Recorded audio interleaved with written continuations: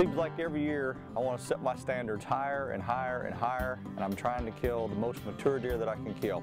Whether he scores 125 inches or 225 inches, it doesn't matter. I want to shoot a mature deer 4.5 years or better.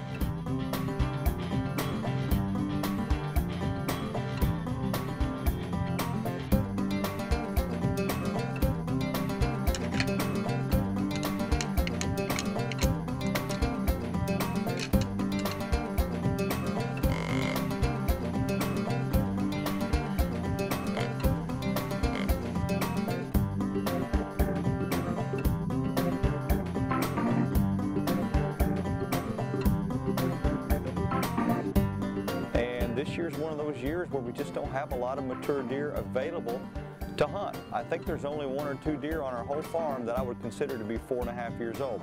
Doesn't mean as the rut approaches we won't get some roamers in there, and you can't kill one if you're not sitting in a stand.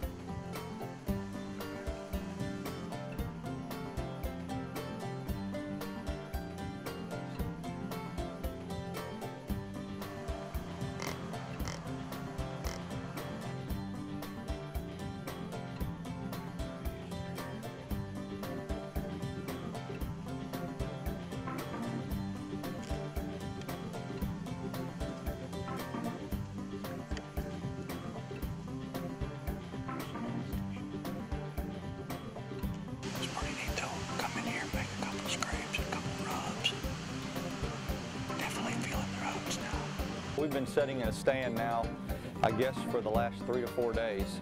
We've already had the first full moon in October, which hit on the 18th. We should start seeing some rut activity. A little bit is going on. Through our sets in the stands, we've only seen 1 to 2 3.5-year-old deer and 0 mature bucks.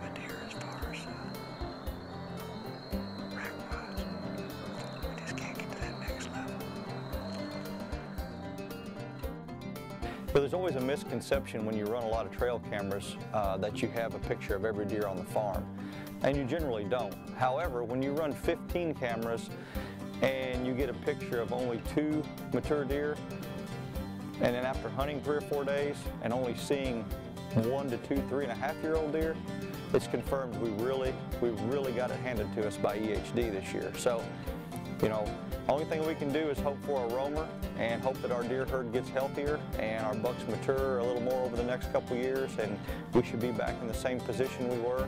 And now's the time when a guy wants to be really patient and to not shoot a deer just because he wants to shoot one. This is about management. You know, I don't ever try to put anyone down for harvesting whatever they want to, but if you're truly trying to manage your property, then you definitely have to let those 2.5 and 3.5-year-old deer walk.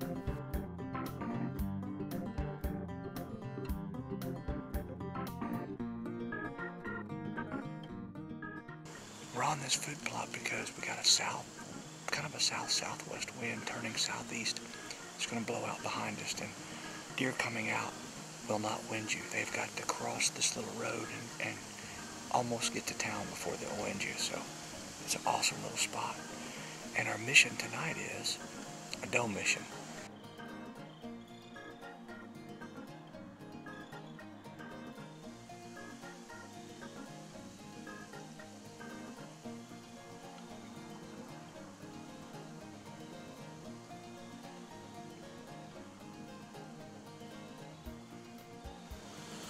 She's 34. You want me to try her?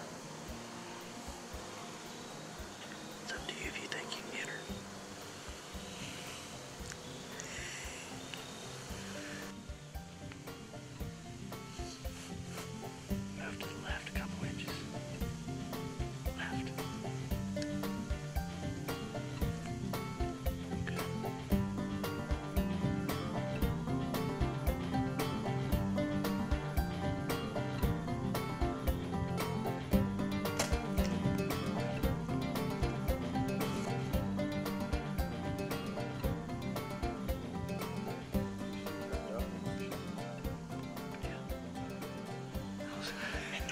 were here, but she tried to duck there. Did you kill her? Oh, yeah. Yeah. She did. Well, there we go. Kind of what I suspected last night. Looks like maybe the back part of one lung and then out the intestines. And we left her overnight. We actually looked for a little bit of blood right at dark, found very little, marked the last spot, backed out and left it. Best thing you can do on a deer that's I wouldn't say marginally hit, but that's not hit perfect, is leave it alone, give it 8, 10, 12 hours to expire. We're doing nothing but managing this year and hoping that some of these younger deer, these good-looking 2.5 and 3.5-year-old deer, get to that next level and mature. And over the next few years, if the growing season's right and we're lucky enough not to get hit with another drought, we'll probably be back in the same position we were a couple years ago.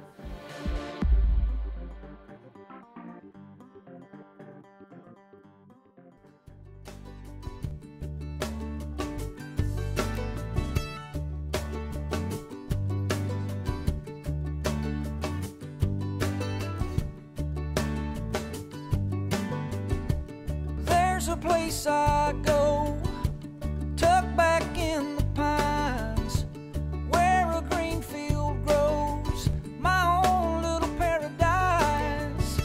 I'm thankful for this land and the life that it provides. See, the measure of a man is what he leaves behind. Oh, oh, take what you need and pass it on down.